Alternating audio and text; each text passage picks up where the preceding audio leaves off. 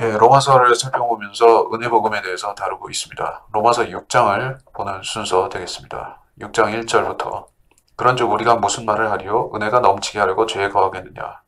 결코 그럴 수 없느니라. 죄에게 죽은 우리가 어떻게 더 이상 그 가운데 살겠느냐? 자, 이것은 교리적으로 또 영적으로 따져봐야 될 문제입니다. 그러니까 죄에 거한다.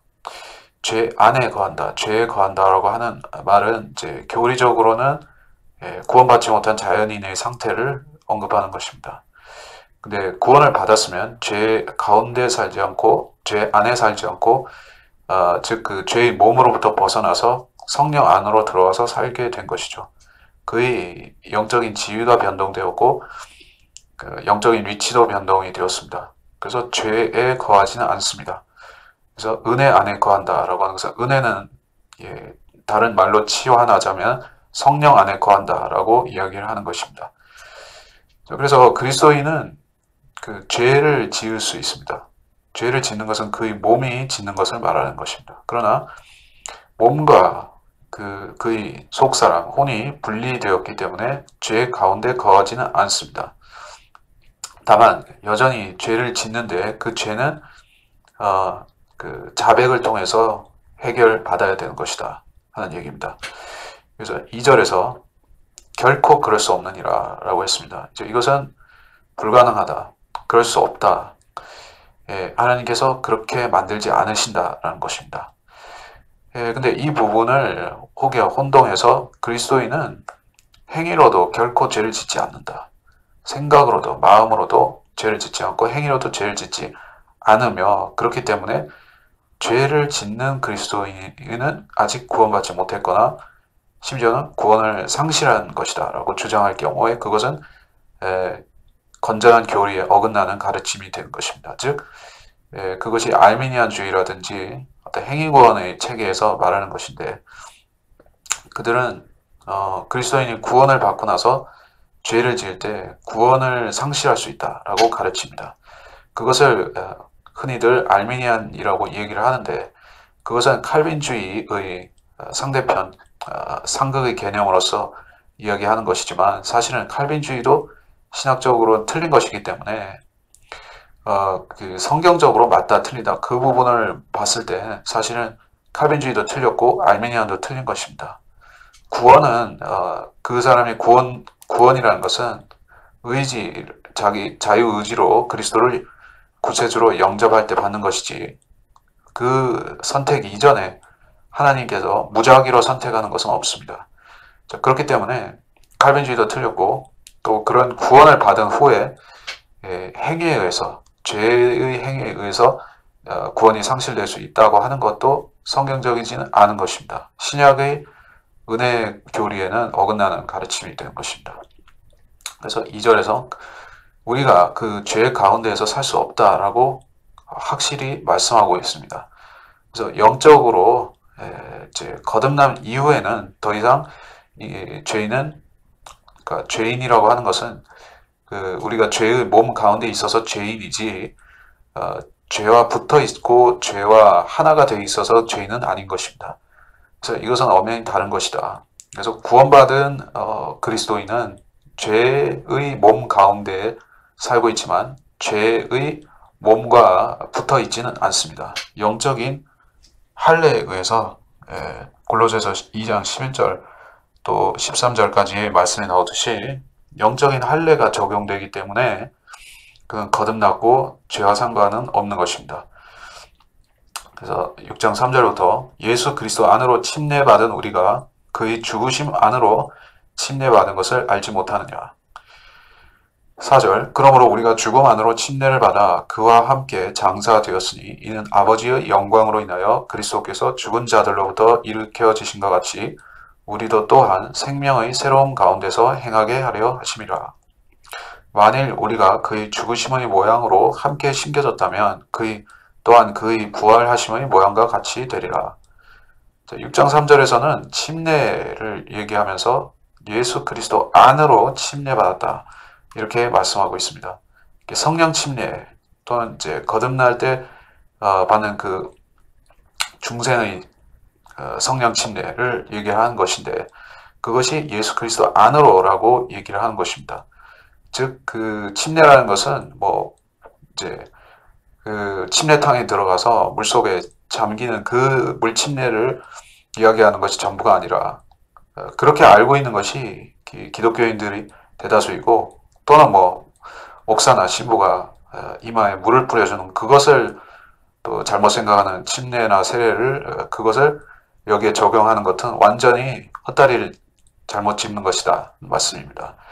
여기 분명히 말씀하고 있다시피 어떤 물과도 상관없이, 물뿌림이나 물에 잠기는 것과는 상관없이 예수 그리스도 안으로 침례받는다라고 말씀하고 있는 것입니다.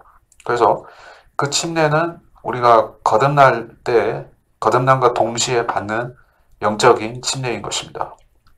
그리고 그것을 받게 된다면 여러분은 그의 죽으심 안으로 침례받는 것입니다. 죽으심, 그의 죽으심이 현장이 바로 갈보리 십자가죠. 즉 우리가 거듭날 때 우리들은 영적으로 2000년 전에 있었던 갈보리 십자가 사건으로 돌아가서 거기에 우리가 영적으로 참여하는 자 된다는 것입니다. 그 갈보리 십자가에서 어떤 일이 일어났습니까? 이 세상 죄를 제거하시는 하나님의 어린 양이신 바로 예수 그리스도께서 거기에서 죽으신 것입니다. 그러면서 세상 죄가 그분에게로 옮겨지고 그 죄가 그분을 통해서 제거된 것입니다. 그리고 우리는 자신의 죄를 그 현장에서 그리스도께 넘겨드린 자 된 것입니다. 그래서 이것이 십자가에서 일어나는 사건이 현재적으로 우리한테 적용될 수 있는 원리다. 우리가 예수 그리스도 안으로 침례를 받기 때문에 그것이 가능한 것입니다. 이 침례를 받는 것은 어떤 그 목사가 주는 것도 아니고 다른 성직자가 주는 그런 물침례와는 상관이 없다 하는 것을 알아야 되겠습니다. 6장 4절에서 우리가 죽음 안으로 침례를 받아, 그리스도의 죽으심 안으로 침례를 받아서 그 침례를 받는 것 자체가 우리가 그와 함께 장사되는 것을 예시하는 것입니다. 물속에 잠긴다, 물에 들어간다고 하는 것은 죽음을 상징한다는 얘기입니다. 그래서 모세가 홍해를 건널 때, 백성을 이끌고 갈 때 그 바다 밑에서 통과했던 것입니다. 그리고 그 이스라엘의 백성이 통과했을 때 그 뒤로 따라왔던 파라오의 군대는 그 양쪽의 물이 합쳐져서 물고기 밥이 되고 죽고 말았죠. 그래서 이 물에 잠긴다고 하는 것은 이제 죽음을 상징하는 것입니다. 그렇기 때문에 우리가 물침례를 받는다는 것도 이 그리스도의 영적인 침례를 예시하는 것인데, 이 침례는 그의 죽음 안으로 침례를 받는 것을 말하는 것이고, 그 그리스도께서 죽음으로 끝나고 거기서 역사가 끝난 것이 아니기 때문에 주님께서는 사흘낮과 사흘밤을 땅의 심장에 계시다가 몸이 부활하셨죠. 우리도 동일하게 부활할 것인데, 다만 우리가 지금 받는 그 거듭남의 영적 침례는 육체적인 변화, 육체적인 부활이 아니라 육체적인 변화를 수반하는 것은 아니죠.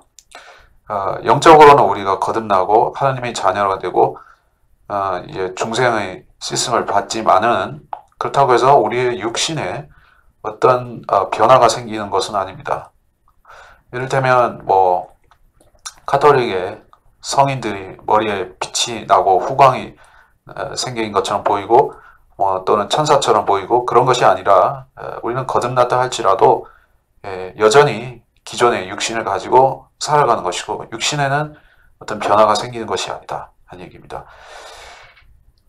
그래서 영적으로는 우리한테 지금 그 중생이라는 것이 있었지만, 몸의 부활 또는 휴거라고 하는 주께서 오실 때 변화되는 그 사건은 미래의 것으로 남겨져 있다 하는 사실입니다. 그래서 지금 우리가 영적으로 그리스도 안에 들어간 사실은 우리한테 어떤 결과를 가져오는가, 우리를 어떤 삶으로 인도하는가 하는 것을 알아야 될 텐데, 즉 그 생명의 새로운 가운데서 행한다 라고 말씀하신 대로 이제 우리의 행동의 변화가 수반되게끔 되어 있다는 것입니다. 행동이 어떻게 바뀌어지는가? 하나 부분을 이제 다뤄보겠습니다. 저는 골로새서 2장 12절을 잠깐만 보겠습니다. 골로새서 2장 12절. 너희가 침례로 그와 함께 장사되었고 또 하나님께서 그를 죽은 자들로부터 살리신 역사를 믿음으로 말미암아 너희도 그와 함께 살아났느니라. 똑같은 얘기를 하고 있죠. 그래서 살아난 자, 그리스도의 죽으심과 함께 장사되고 그의 부활하심과 함께 살아난 거듭난 사람은 어떤 삶을 살게 되는 것입니까? 생명의 새로운 가운데서 행한다. 행한다라고 하는 것은 간증, 삶의 간증을 얘기를 하는 것인데, 우리가 거듭난 이후에 살아가는 삶은 옛 방식대로, 옛 육체, 자연인의 상태로 살아가던 그 당시로서 살 수는 없죠. 행동의 변화가 반드시 있게 되어 있는데, 그것은, 단순히 어떤 교회를 출석하지 않다가 이제부터는 교회를 다닌다 하는 그런 단순한 차원이 아니다는 얘기입니다. 물론 거듭난 사람은 교회를 다니려고 할 것입니다. 교회를 다니지 않는 것은 그에게 더 이상 이제 자연스러운 일이 아닌 것입니다. 거듭나지 않은 사람들은 어떤 명분으로든지 교회를 억지로 가려고 해도 잘 안 가게 되는데, 거듭난 사람은 이제 교회를 안 가는 게 부자연스럽죠. 예배를 드려야지 자신이 뭔가 내적인 욕구가 충족이 되게 되어 있죠. 종교심으로 드리는 예배와 거듭난 하나님의 자녀로서 내적인 경배의 욕구를 충족하기 위해서 드리는 경배와는 엄연히 다른 것인데, 세상의 많은 종교적인 행사들을 예배라고 하는 교회들은 이런 욕구 충족의 수단이 되지를 못하는 것입니다. 그래서 영적인 예배를 드리기 위해서는 영과 진리로 경배 드리는 처소를 찾아서 경배를 드릴 수밖에 없는데, 성경대로 믿는 사람들의 모임이 그런 경배의 욕구를 합당하게 충족시킬 수 있는 바른 예배 처소이다 하는 것입니다. 자, 그리고 6절, 이제 5절. 만약 우리가 그의 죽으심의 모양을 함께 심겨졌다면 또한 그의 부활하심의 모양과 같이 되리라. 죽으심의 모양으로 심겨졌다. 여기서는 씨가 심겨지는 것을 비유적으로 말씀하셨습니다. 그래서 거듭난다는 것은, 다시 태어난다는 것은 또한 동시에 뭔가를 심는 것입니다. 우리가 심는 것은 우리 안에 육체의 어떤 것을 심고 거두는 것이 아니다. 육체에 심는 것은 육신에서 열매를 맺게 되어 있는데, 우리가 성령 안에 심는다는 것, 우리 속사람에 심는다는 것은 하나님께서 맡겨주시는 거듭난 자로서의 삶에서 거두는 성령의 열매들을 말하는 것입니다. 성령의 열매들은 우리의 행실과 말과 생각과 또 기도 응답으로부터 나오게 되어 있는데, 그것들은 섬김이든지 봉사든지 또는 경배이든지 기도든지 또는 구령과 또는 다른 맡겨주시는 사역을 하는 것이든지, 이것들은 모두 하나님께서 거듭난 사람에게만 독점적으로 부여하시는 과업들인 것입니다. 거듭나지 않은 사람들은 이런 생명의 새로운 가운데서 행할 수도 없고, 이 옛 행실을 벗어나서 주님께서 주시는 새 일을 할 자격이 없는 사람들인 것입니다. 6절에 우리가 이것을 아나니 곧 우리 옛사람이 그와 함께 십자가에 못 박힌 것은 죄의 몸을 멸하여 더 이상 우리가 죄에게 종노를 하지 않게 하기 위함이니라. 우리 옛사람이라고 했습니다. 사람이 자기 안에 자기가 여럿이 있다 이렇게 얘기하면은 그것은 이제 다중인격 그렇게 생각할 수가 있죠. 근데 모든 사람은 어느 정도 다중인격을 가지고 있습니다. 그것은 미쳤다는 얘기가 아니라 그 사람 안에 육신과 영적인 부분이 항상 대립을 하고 있기 때문에 그런 것이에요. 거듭나지 않은 사람도 양심과 이 육신의 욕구 간의 투쟁은 존재합니다. 그런데 거듭난 사람은 그 차원을 넘어서서 그 자신 안에 현저하게 두 개의 인격이 대립하게 되는 것이에요. 그 하나는 거듭난 사람의 속사람이라는 그리스도인의 속사람이라는 그리스도로 말미암아 완전히 새로운 인격체가 하나 존재하고 다른 하나는 옛사람이라고 불리는 것인데 그것은 부모로부터 물려받은 혈육의 그런 성정을 포함해서 육신의 생각들과 욕구들과 또 사상과 또는 모든 그 악한 의도들 이런 습관들 이런 것들이 옛사람을 형성하고 있는 것입니다.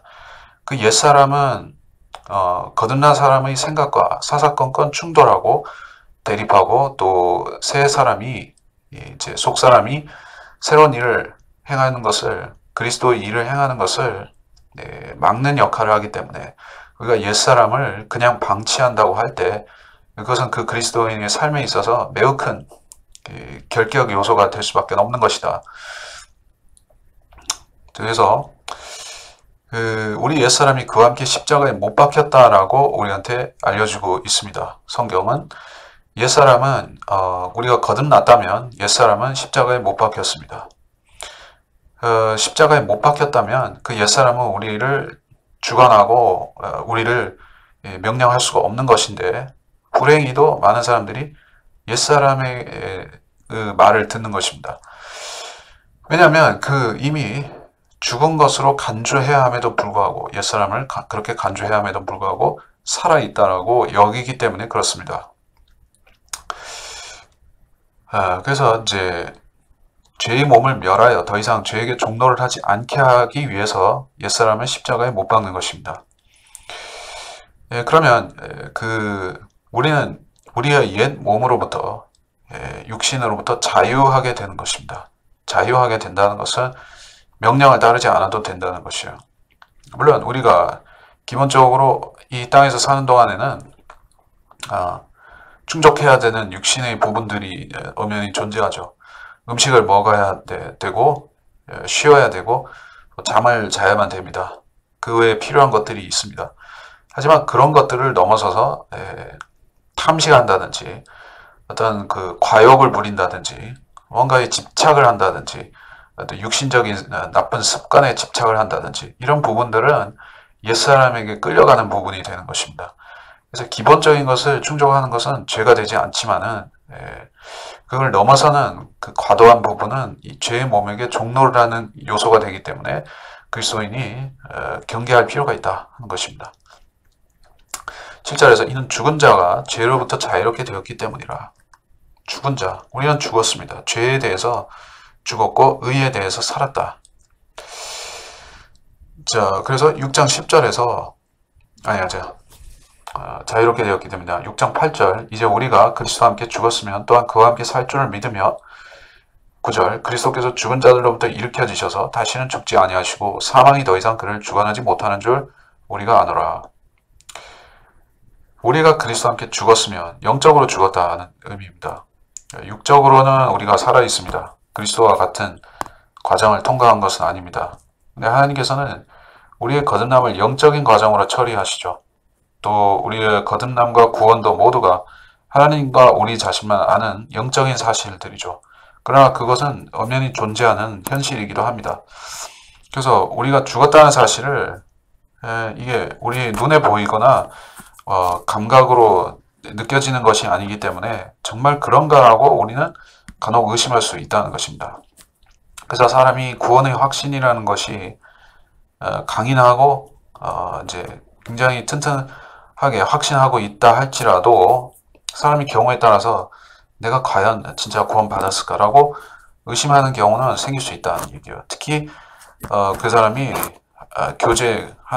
영적으로 하나님과의 교제에서 멀어져 있고 또 하나님과 관계에서 문제가 있는 상태에 있다면은 그는 그런 의심을 할 수도 있는 것이에요. 그러나 확실하게 구별되는 것은 우리는 죽었다는 것이에요. 그리스도와 함께 죽었고 그와 함께 살아날 소망을 갖고 살아간다 하는 사실입니다. 여러분 안에 이 세상 소망만 있는 것이 아니라 이 세상에서 잘 되고 이 세상에서 끝까지 부와 명예를 움켜쥐겠다는 그러한 소망만 있는 것이 아니라 그리스도께서 다시 오신다는 소망이 있고 그와 함께 살아난다는 소망이 있고 또 하늘나라를 본다는 소망이 여러분 안에 있을 것입니다. 거듭난 자에게는 그 소망이 없을 수가 없습니다.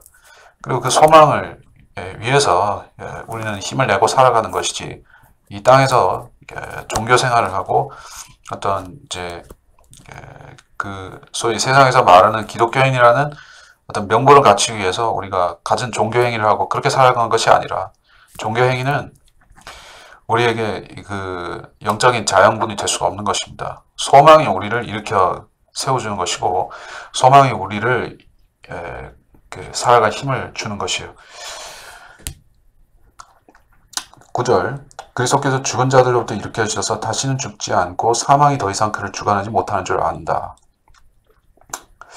다시는 죽지 아니하시고, 이것이 우리한테 위로가 되는 것입니다. 그러니까 사람이 죽었다가 살아날 수 있겠지만 기적적으로, 그렇다고 해서 영원히 사는 것은 그것은 불가능했었죠.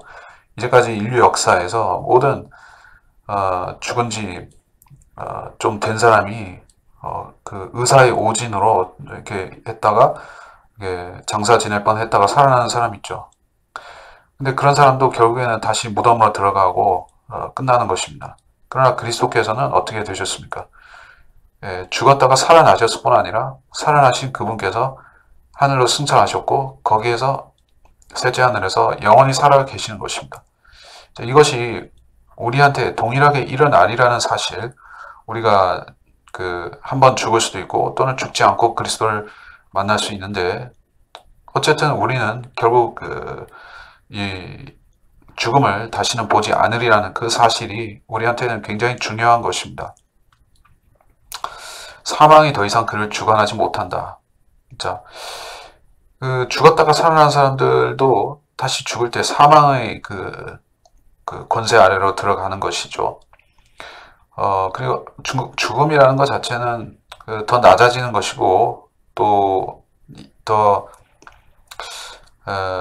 말하자면 하나님께서 이 세상이 사탄이, 또 사탄의 죄가 아담에게로 계보로 들어감으로 인해서 이 세상에 사망이 들어왔죠. 그래서 그 사망은 결국에는 마귀로 인해서 온 것이기 때문에, 그 사망이 여러분 위에 군림하는 동안만큼은 여러분이 일정 부분 마귀의 권세 아래 놓여 있다는 것도 보여주는 것입니다. 그래서 완전히 인간이 죄로부터 해방된다는 것은 죽음으로부터도, 죽음의 권세로부터도 완전히 해방되어야지만 그게 구속이 완성되는 것입니다. 10절에서 그가 죽으시면 죄에게 단번에 죽으시며 그가 사시면 하나님께 사심이라. 죄에게 죽으셨고 하나님께 사셨다라고 했습니다. 그리스도께서는 그 죄를, 이 세상 죄를 지고 죽으셨죠. 그리고 그 죄는 그리스도와 함께 어딘가로 갔습니다. 그리스도께서 지하세계로 가셨기 때문에 그 죄들은 주님을 따라서 지하세계로 간 것입니다. 그 지하세계는, 즉 수월, 음부라고 하는 지하세계는 지옥이 있죠. 물론 낙원도 있습니다만은, 그 지옥에는 악인들과 또 마귀들이 있습니다. 그리고 그들은 거기서 자기들의 죄로 인해 고통을 당하는 것입니다. 그리스도께서는 세상 죄를 거기다 내려놓고 오신 것입니다. 그래서 우리는 그 자신의 죄가 그리스도를 통하여서 그 지옥으로 옮겨진 사실을 알 때 평안과 또 기쁨을 얻을 수가 있는 것입니다. 내가 여전히 지옥 갈지도 모른다라는 두려움, 그러한 생각 속에 살아가는 사람은 자신의 구원이 참으로 맞는지 점검해 볼 필요가 있는데, 왜냐하면 그리스도께서는 확실하게 우리의 죄들을, 여러분의 죄들을 세상 모든 죄들과 함께 몽땅 그것을 제거하시고 그것을 지옥에 갖다 놓으셨기 때문입니다. 구원받지 못한 사람들만이 이 세상 죄와 함께 지옥에 들어갈 것입니다. 구원받은 사람들은 이 죄와 관련이 없는 것입니다. 자, 그래서 11절, 이와 같이 너희도 너희 자신을 정녕 죄에게는 죽은 자요 예수 그리스도 우리 주로 말미암아 하나님께는 산 자로 여기라. 이제 여기라고 하는 것은 그렇게 여러분이 생각하면 그렇게 된다는 것이고, 그렇게 여기지 않고 살면 이게 실현이 안 된다는 것입니다. 무슨 얘기냐면 여러분이 죄에게 죽은 자라고 자신을 여기면 그렇게 살아갈 수 있고 그렇게 여기지 않으면 죄가 여러분을 장악하고 지배할 수도 있다는 것입니다. 현실적으로 장악하고 지배할 수 있다는 것이에요. 죄 가운데 살아갈 수도 있다는 말씀인 것입니다. 자, 그리스도인들이 모두 죄에게 자신을 죽은 자로 여긴다면 이 세상에서 그 그리스도인들이 어떤 죄도 연루되지 않고 살아갈 수 있겠지만 그렇지는 않죠. 현실적으로 우리는 죄를 지을 수밖에 없는데 그러나 하나님께서는 우리에게 자백과 해결하는 장치를 열어놓으셨기 때문에 우리가 생활 가운데서 어려움을 당하고 죄를 진다 할지라도 해결을 받으면서 살 수가 있습니다. 그러나 그 정도를 넘어서서 죄가 우리 몸 안에서 아예 군림해 버린다. 우리의 몸 안에서 군림하고 우리가 자신을 죄에게 온전히 넘겨줌으로써 죄에게 장악된 채로 살아간다 하는 것은 이거는 또 다른 차원의 문제죠. 그리스도인들이 그런 지경에 처하게 되면 이제 이 경고 이처럼 되는 것입니다. 죄가 너희 죽을 몸 안에서 군림하지 못하게 하여 몸의 정욕 가운데 죄에게 순종하지 말고라고 했으니까 여러분 그런 식으로 그런 삶을 살아갈 수도 있는데 그렇게 해서는 안 된다는 말씀인 것입니다. 그래서 이제 그리스도인들은 성결을 추구하고 또 생활의 깨끗함 그리고 죄들을 치워내면서 그리스도의 피로 씻어내면서 살아가야 되겠지만 그렇게 살지 못할 수도 있습니다. 그렇게 살지 못하는 사람들은 이제 성령께서 이러한 말씀들을 통해서 깨우침을 주시고 또 돌이킬 기회를 주시는 것인데 또 어떤 잘못된 교사들이 가르치듯이 조금이라도 죄를 지으면 하나님께서 하늘나라에 못 들어오게 하신다. 이런 식의 위협이나 잘못된 그 경고를 하는 경우에는 그것이 그 사람의 회개를 오히려 막아버릴 수도 있다는 얘기입니다. 무슨 얘기인가 하면 많은 그리스도인들이 진짜 거듭난 그리스도인 중에서 잘못 배워서 이제 한 번 죄를 지으면 하나님께서 이제 구원받은 후에 죄를 지으면 하나님께서 버리신다. 자신을 버리실 수도 있다라고 히브리서 등을 잘못 배워서 그렇게 믿는다면 어떻게 되겠습니까? 자기가 버림받았다고 생각하고 다시 회개하려고 하지 않는 사람들도 있는 것입니다.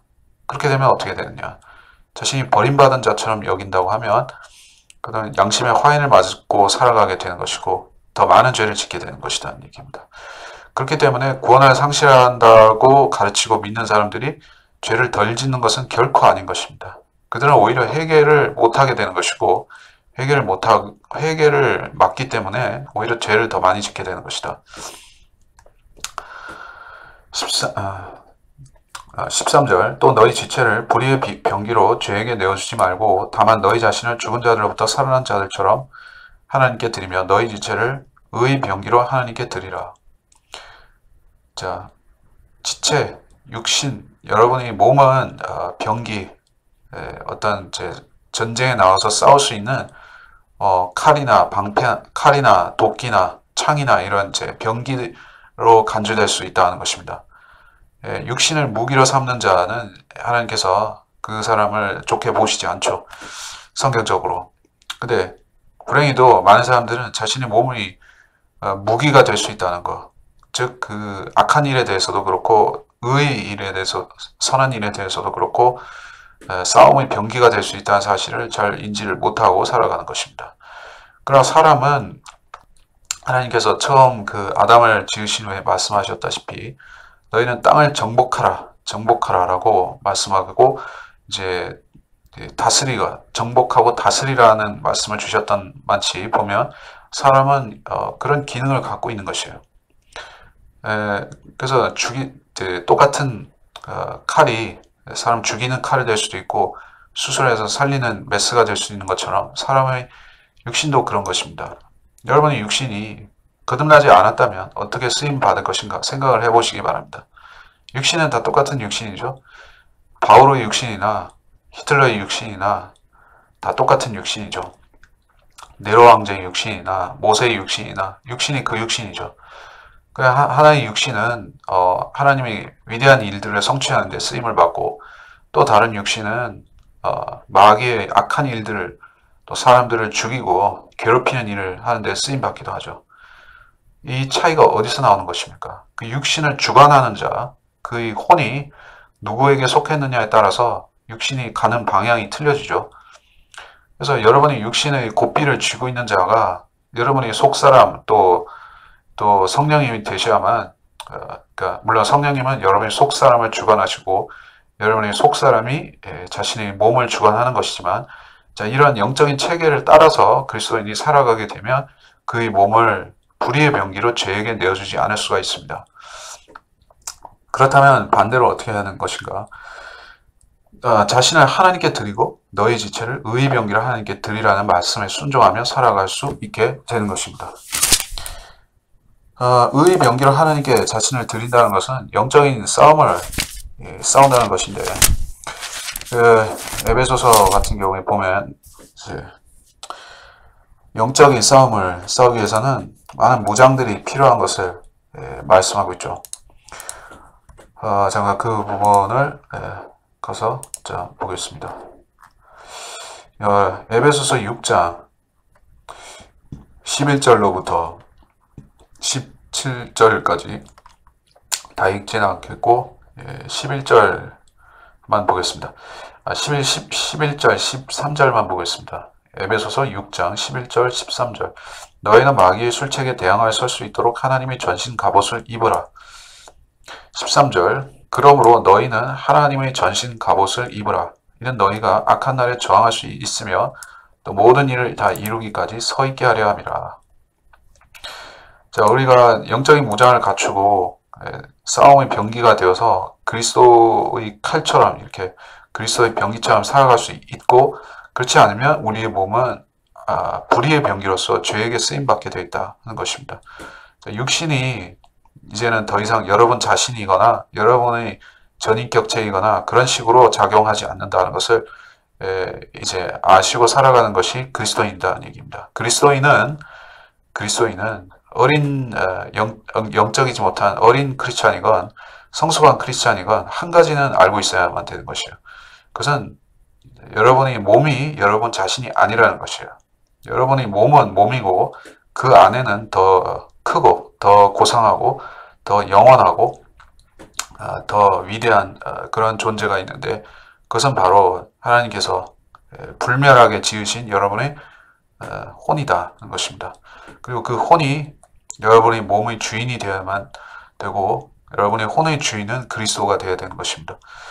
이것이 하나님께서 사람을 지으신 애초의 목적인데, 이 몸과 혼이 붙어서 그 몸과 혼이 통째로 불의의 병기로 쓰이고 있는 것이 이 세상의 자연인들의 실상인 것입니다. 그들의 몸은 자기들의 의지대로 주관하고 쓰는 것처럼 보이지만 실질적으로는 그 마귀에 의해서 조종당하고 있는 것들이 태반인 것입니다. 그래서 자기 의지로 살아가고 자기 생각대로 하고 자기 욕구대로 한다고 여기지만은 넓은 의미에서 봤을 때 그들은 모두 마귀의 종으로서 또 마귀의 자녀로서 살 수밖에 없는데, 이는 사람의 몸 안에 물려받은 죄가 있기 때문이고 조상에서 물려받은 죄가 있기 때문이고, 여러분의 혼은 영적인 조명을 받지 못하기 때문에, 자연인은 성령을 소유하지 못하기 때문에 그가 얻을 수 있는 조명이라는 것은 이성과 양심에 의해서 오는 것인데, 그것들은 이 세상 체계가 세상 정부라든지 세상 문화라든지 학문 모든 체계가 마귀의 세력들에 의해서 좌지우지되고 있기 때문에 학교에서 배우는 것도 악하고, 사회에서 배우고 또 친구 안에서 알고 배우는 것도 다 악한 것들 태반이기 때문에 결국에는 여러분의 육신은 죄로 끌려가게 되어 있다는 것입니다. 그것은 어쩔 수가 없습니다. 그렇기 때문에 그리스도인이 된다고 하는 것은 자신이 자신의 몸과 별개라는 것을 인식했고, 또 여러분은 자신의 몸을 하나의 의의 병기처럼 도구로서 쓸 수 있어야만 됩니다. 도구적인 수단으로서 여러분의 몸을 사용해야 되는 것이에요. 여러분은 몸을 사용할 권세를 주장해야 되는 것입니다. 몸에 끌려다니지 않고 몸을 사용하는 권세를 여러분이 주장하고 그거를 적극적으로 활용할 필요가 있다는 것입니다. 14절. 죄가 너희를 주관하지 못하리니, 이는 너희가 율법 아래 있지 아니하고 은혜 아래 있기 때문이라. 자, 주관하지 못하리니라고 했을 때 지배하지 못한다, 주관하지 못한다라고 하는 것은 그렇게 되어야 된다 하는 말씀이기도 하고, 또 이것이 여러분이 따라야 될 모토다 하는 사실입니다. 그렇게 살지 않으면 불의의 병기로 자신을 내어주고 살게 되면 죄가 여러분을 주관하게 되고 여러분은 은혜가 아닌 율법 아래 있는 자가 되는 것입니다. 율법은 사람의 육신을 주관하는 법이죠. 그리고 율법은 양심 속에 있는 법입니다. 즉 무슨 말인가 하면 거듭난 사람은 자신이 어떤 그 행위를 할 때 양심과 의논하고 거기 그 선에서 처리하는 것이 아니라 양심을 넘어서서 주의 뜻을 구하고 하나님의 직접적인 뜻을 가지고 판단하고 행동해야 되는 것이라는 얘기요. 근데 거듭나지 못한 자연인들은 양심에만 물어보죠. 그리고 대부분은 양심에 물어보는 둥 마는 둥 하고 그냥 건너뛰기도 하는 것입니다. 그냥 대충 육신에 타협해서 살아가는 것이 일반적입니다. 그러나 우리 그리스도인들은 그렇게 살아가는 것이 아니라 양심보다도 더 상위에 있는 법인 성령에게 여쭙고 행하는 것이 그리스도인들의 행동의 방식이다. 14절, 죄가 너희를 주관하지 못하리니 이는 너희가 율법 아래 있지 아니하고 은혜 아래 있기 때문이라. 주관당하게 되면 여러분은 율법 아래 들어가고 은혜 아래 있지 않은 것처럼 살게 되는 것이다. 이게요.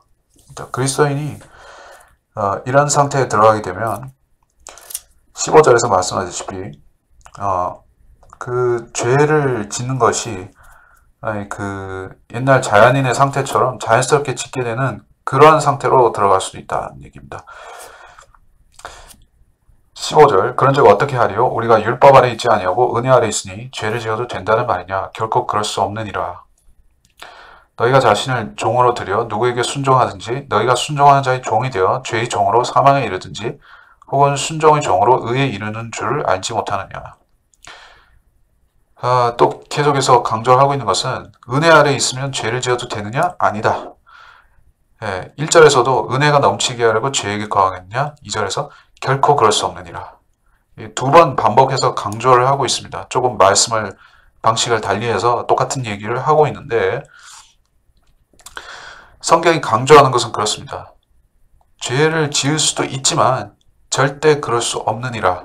앞에서는 그럴 수 없느니라고 하는 부분이 죄 안에 거하는 것, 즉 옛날의 영적 상태로 복귀하는 것은 불가능하고, 그리고 15절에서는 죄를 지어도 된다는 말이냐. 짓는다라고 하는 것은 뭐 행위를 말하는 것이니까 행위로 지을 수도 있지만 결코 그럴 수 없느니라. 그것을 하나님께서 기뻐하시지 않고 매우 불쾌히 여기신다 하는 말씀이죠.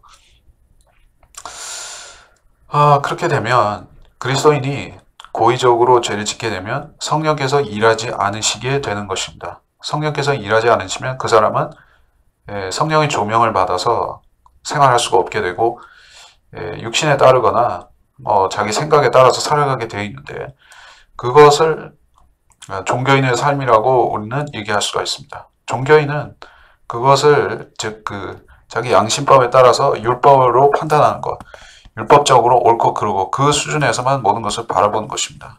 율법은 그 사람을 의롭게 만들거나 그 사람을 깨끗하게 해주는 것이 불가능하죠. 그래서 정죄의 직분을 가진 것이 율법인데, 즉 종교인들은 자신도 그렇고 자신을 의롭다고 여기면서 타인을 끊임없이 정죄하는 것이 매우 전형적인 모습인 것입니다. 그래서 우리가 율법 아래 들어가고 또 죄에게 순종해서 그 죄의 법 아래서 살게 되면 다른 사람을 정죄하는 것을 피할 수가 없다는 얘기예요. 자신을 정죄하는 대신에 타인을 정죄하기 시작한다 하는 것입니다. 16절에 너희가 자신을 종으로 들여 누구에게 순종하든지 너희가 순종하는 자의 종이 되어 죄의 종으로 사망에 이르든지 혹은 순종의 종으로 의에 이르는 줄 알지 못하느냐. 자, 종으로 얘기를 하고 있는데 우리의 신분은 자녀가 되었습니다만 이제 섬김의 직분으로 말했을 때는 그리스도인들은 모두 하나님의 종이 된 것입니다. 종들의 신분에 있는 것이에요. 종은 주인의 말을 실행해야 되는 의무가 있지. 이것이 이제 하고 싶다, 하기 싫다라고 해서 선택할 수 있는 권리는 갖고 있지 않습니다. 그렇기 때문에 여러분이 그리스도의 종이라고 하면 성경에서 어떤 것을 하라고 하면 해야 될 의무가 있고 난 생각해 보겠다든지 성경에서 이렇게 말씀하는데 나는 그걸 원치 않는다. 그러니까 생각해 보겠다, 고려해 보겠다 이런 것은 그리스도인의 사전에는 존재하지 않는 말이다 하는 것입니다. 다만 이제 어떤 말씀이 나에게 적용되지 않기를 바라기 때문에 회피할 수는 있습니다. 하지만 그 회피도 엄밀히 말해서 불순종이고 죄 짓는 것입니다. 그래서 우리가 복음을 믿는 것은 거저 얻는 선물이고 우리가 그리스도 안에서 거저 구원을 받았지만 우리가 구원을 받았다면 자녀의 신분으로서 하나님의 나라에 속했고 또 이제 섬기는 종의 직분으로서 그리스도의 교회에서 맡은 바 역할을 하게 되는데 이것은 이제 순종이라는 의무를 반드시 수반할 수밖에 없는 것이다 하는 얘기입니다. 그래서 죄의 종으로 사망에 이르거나 즉 우리가 그리스도께 순종하지 않으면 반대편에는 죄의 종으로 자신의 육신을 사망에 내어주는 결과가 기다릴 수 있다는 것입니다. 그래서 그리스도인은 자신의 육신을 잘 관리할 필요가 있는데 왜냐하면 이 육신을 잘못 관리하면 그리스도의 법 대신에 죄의 법을 따르다가 죄의 종이 되어서 우리 육신이 망가질 수 있기 때문에 그렇습니다. 이 세상에서 대부분의 많은 죄 짓는 일들은 육신을 손상시키고 망가뜨리고 육신을 약하게 만드는 것들이 많기 때문에 그렇습니다. 술, 담배, 마약, 또 불건전한 유흥들 이런 것은 사람의 육신을 병들게 하고 육신을 어떤 이제 부조화의 상태로 빠뜨리고 육신을 빨리 죽게 만들 수 있는 것들이죠. 그리스도인은 이 땅에서 사는 한 하나님께서 이 육신을 의의 병기로 사용하시도록 준비해 놓고 또 주님께 철저히 드릴 수 있어야 되지 이 육신을 헛된 일에 쓰고 잘못된 일에 투여해서 망가뜨리는 것은 또한 그것이 죄를 짓는 것입니다.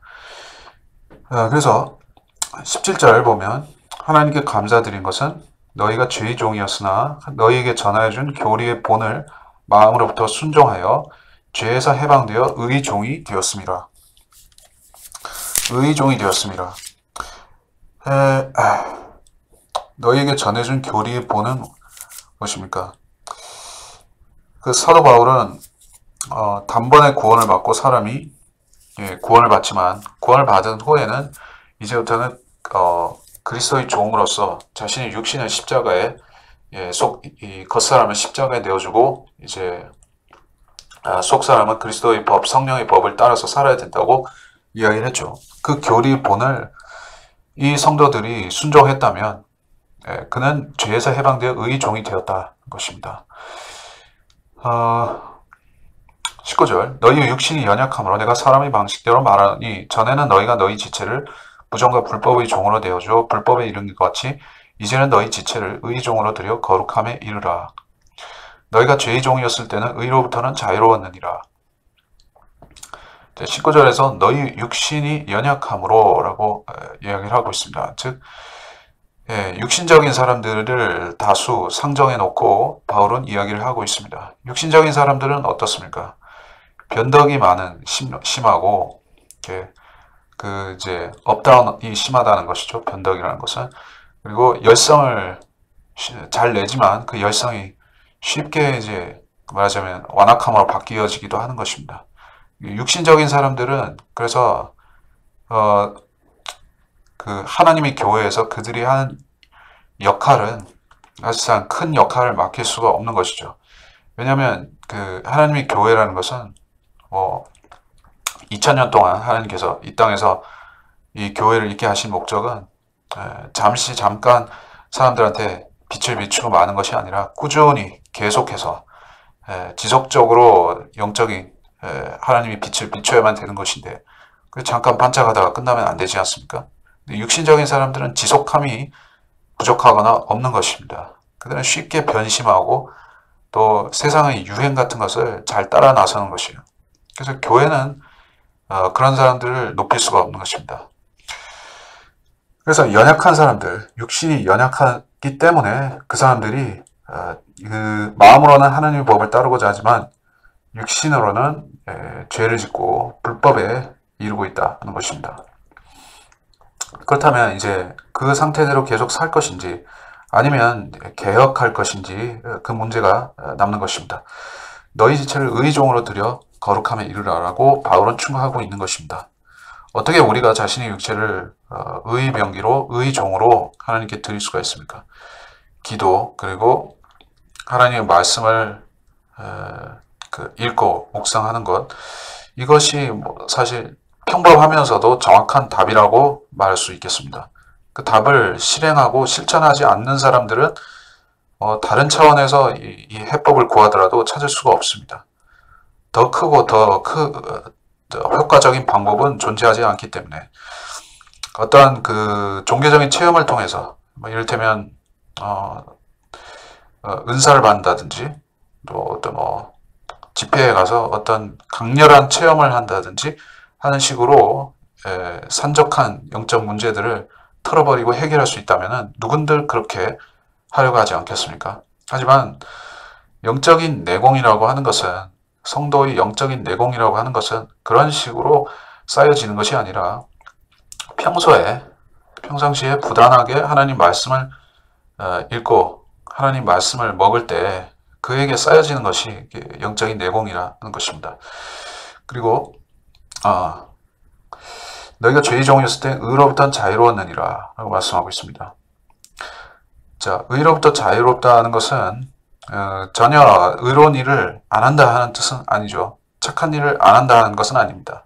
자유롭다라고 하는 것은 할 수도 있고 안 할 수도 있고 하는 하나의 선택 사양이었다는 얘기입니다.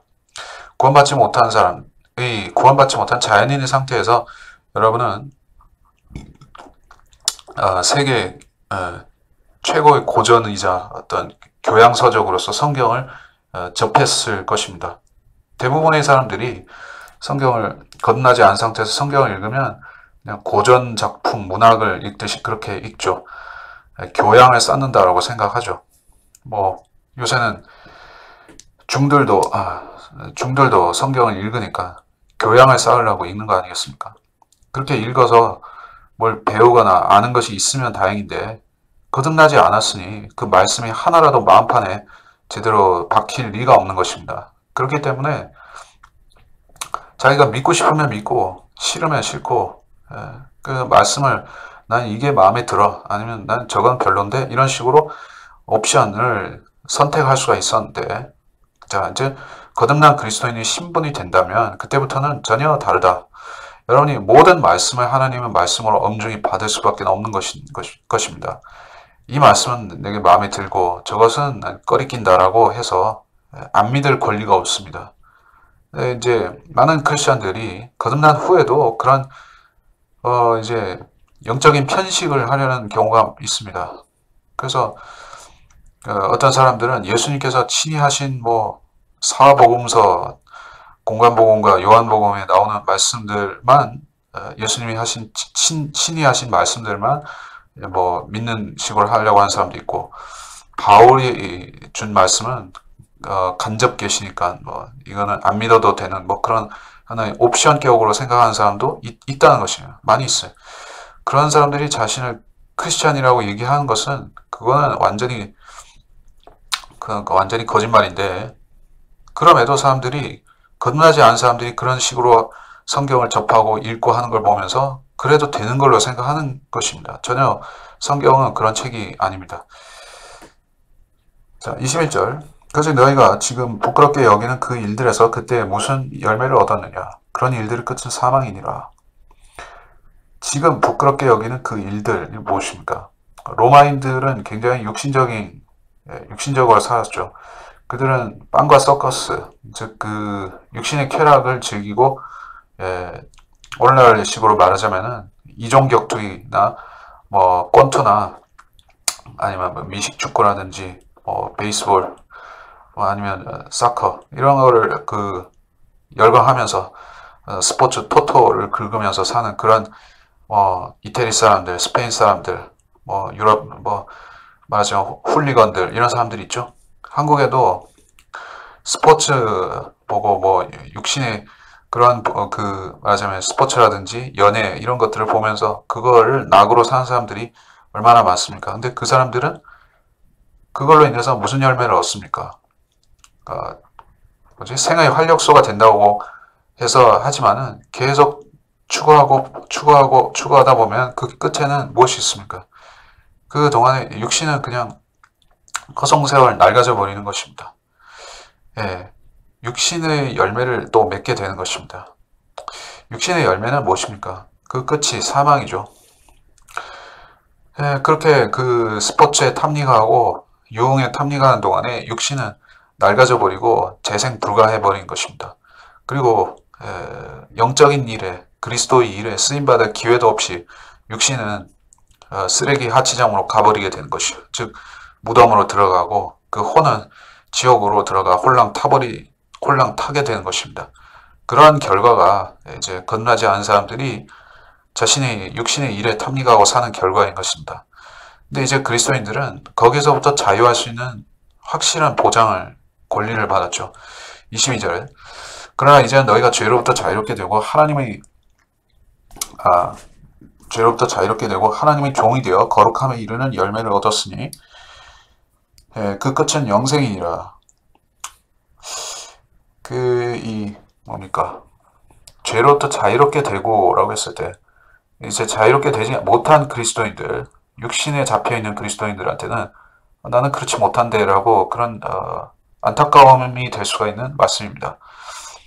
근데 성경에 말씀하는 것은 이것은 여러분이 이상적으로 교리적으로 따라야 되고 이렇게 살아야 된다라고 목표를 제시하는 것입니다. 표준을 제시하는 것입니다. 사도 바울도 이렇게 살려고 했었고 믿음의 선진들은 다 이렇게 살려고 했었다는 것입니다. 물론 그들 중에서 50%를 성취한 크리스찬도 있고 70%를 한 사람도 있고 90%를 한 사람도 있을 것입니다.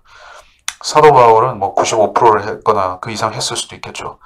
그러나 오늘날의 표준적인 크리스찬들은 50%, 60%에서 허덕허덕 하는 사람들이 이 기독교계의 대다수라고 보면 될 것입니다. 대부분의 사람들이 육신의 그냥 종이 되어서 육신에 질질 끌려다니면서 살아가는 것이 크리스찬들이 90% 이상의 삶이라고 보면 정확할 것 같습니다. 그런데 그렇다고 해서 우리가 이 22절 말씀이 무효화된다고 그렇게 생각할 필요가 없는 것이요. 이 말씀은 여러분한테 표준이 되고 귀감이 되고 모델이 되는 말씀인 것입니다. 그리고 여러분이 이 기준에 맞춰서 자신을 적용하고 살라는 것이지 먹을 수 없는 음식을 그렇게 바라보듯이 그렇게 바라보라는 것이 아니라는 얘기입니다. 여러분이 이렇게 하고자 하면 추구하면 원하면 이렇게 될 수가 있다는 것이에요. 자, 그리고 그 끝은 영생이니라는 말씀이 있죠. 이게 무슨 말씀입니까? 영생이라는 거, 영원한 생명. 영원한 생명은 이미 얻은 것이기도 하고 또 앞으로 얻게 될 것이기도 합니다. 그리고 종합적으로 말하자면 그것은 현재 그것을 누릴 보장을 갖고 있다라고 얘기하는 것이 맞겠죠. 왜냐하면 하나님의 나라에 들어간 사람은 천국에 들어갈 것이기 때문에 또 하늘나라에도 들어갈 것이기 때문에 그렇죠. 영생이라는 것은 그래서 그리스도 안에서 누리는 것이고 그리스도와 함께 누리는 것이고 천상에서 그리스도와 함께 누리게 되는 것입니다. 지금 여러분이 영생을 누리고 있는 측면은 여러분의 속사람 안에서 그리스도께서 주시는 영원한 생명입니다. 여러분의 속사람, 즉 거듭난 혼은 그리스도의 영원한 생명에 붙어서 살아가고 있습니다. 거기에서 나오는 영적인 자양분은 즉 하나님의 말씀들을 먹고 여러분의 혼은 소생하고 또 생기를 얻고 살아가고 있는 형편인 것이죠. 그러나 여러분의 육신은 그거를 체감하고 살아가지는 못합니다. 왜냐하면 육신은 여전히 그 사망의 주관하에 들어있기 때문에. 하지만 그 끝은 영생이니라 라고 말씀한 것은 그 필연적인 결과, 반드시 그렇게 된다라는 보장을 또한 말씀하는 것이죠. 자, 그래서 그리스도인의 삶의 끝에는, 거듭난 그리스도인의 삶의 끝에는 한 가지 옵션밖에는 기다리지 않는다. 영생밖에는 없다는 것입니다. 그래서 두 가지를 놓고 지옥길을 피하기 위해서 노력하면서 살아가는 것이 아니라 영생이라는 길을 우리 앞에 놓고서 우리가 그 길을 어떻게 만들어 나갈 것인지, 우리가 그 경주를 어떤 식으로 달릴 것인지, 그것을 우리가 선택하며 살아가는 것입니다. 23절, 이는 죄의 삭은 사망이요 하나님의 선물은 예수 그리스도 우리 주로 말미암은 영원한 생명이기 때문이라. 이것은 복음 전파에 관련해서 자주 적용될 수가 있는 그런 요절 중에 주요 구절 중에 한 말씀입니다. 그러니까 죄의 삭은 사망이요 라고 했을 때, 이 죄의 삭은 사망이라는 것은 둘째 사망도 해당이 되고, 또 이제 육신의 죄를 짓고 하나님과의 교제가 끊어지는 그 부분도 그 사망에 들 수가 있습니다. 그래서 죄의 삭은 사망이라는 말 앞에 자신은 예외라고 주장하거나 그 어떤 타협의 옵션을 제기할 수 있는 사람은 없다는 얘기예요. 왜냐하면 하나님께서 그렇게 정해 놓으셨기 때문에 그렇죠. 그래서 죄라고 할 때 그것은 큰 죄, 작은 죄를 굳이 따지지 않는 것입니다. 거짓말 한 번의 죄로도 사람은 충분히 지옥에 갈 수 있습니다. 누구를 미워하고 증오한 것, 그 한 가지 죄만으로도, 일생에 한 번의 죄만으로도 충분히 지옥불에 들어갈 수 있습니다. 근데 사람들은 그렇게 생각 안 하고 좀 더 많이 짓고 덜 짓고, 아니면 거의 죄를 짓지 않고, 이걸 자꾸 차이를 두고서 나는 이제 더 좋은 쪽에 속한다 라고 그렇게 자신을 위안하는 것입니다. 그렇게 생각할지라도 하나님께서는 분명히 제시하신 것입니다. 인간 앞에서, 하나님 앞에서 이 죄의 삭을 놓고 흥정할 수 있는 사람은 없기 때문에 여러분은 그런 헛된 생각을 하기보다는 죄의 삭은 사망이요. 그러면 여러분이 그 영원한 사망으로, 둘째 사망으로 들어가지 않기 위해서는 한 가지 길밖에 없습니다. 후반에서 얘기하듯이 하나님의 선물은 예수 그리스도 우리 주로 말미암은 영생이다. 그를 믿어야, 즉 예수 그리스도를 믿고 구주로 믿고 죄를 제거해야 하나님의 선물을 받는 것입니다. 하나님의 선물은 여러분이 죽지 않고 영원히 사는 그 영생인 것입니다. 영원한 생명을 얻기 위해서 여러분이 죄를 짓지 말라 하는 뜻이 아니라, 여러분이 옛 상태인, 자연인의 상태인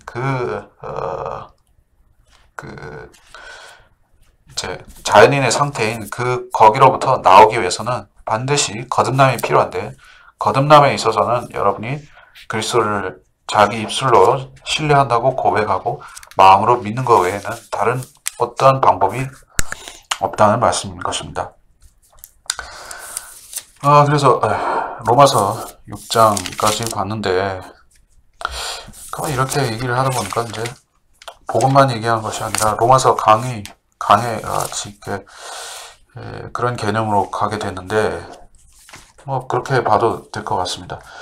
사실 로마서는 제가 더 많이 다뤄야 된다고 생각하면서도 다른 주제에 눌려서 그렇게 자주 들여다보지 못하고 있었고,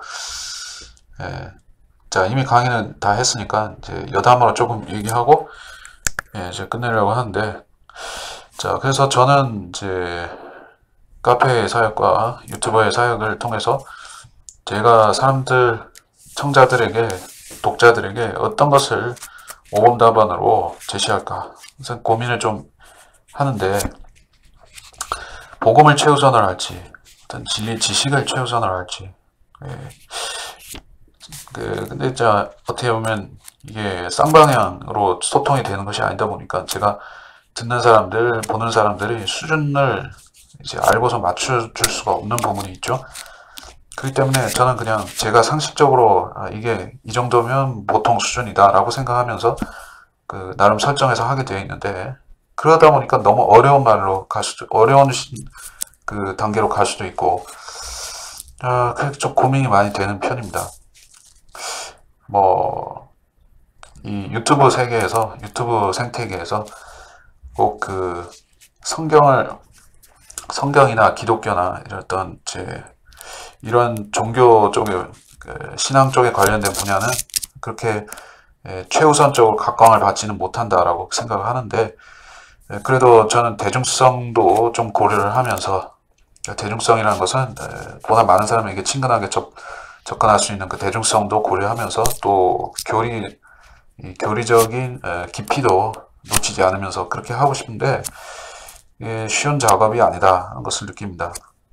이것은 저는 전문적인 사역자나 전문적인 목회자나 성경교사가 아닌 입장에서 그냥 간단히 생각해 본 것이고, 이것을 인터넷 사역을 어떤 이제 주업으로 하는 입장에서는 이건 굉장히 고민해야 될 문제라고 생각을 합니다. 근데 하여튼 저는 제 복음에 대해서도 진리 지식에 있어서도 균형을 맞추고 싶고, 그냥 한쪽에 너무 어려운게 학문적으로 가고 싶지는 않습니다.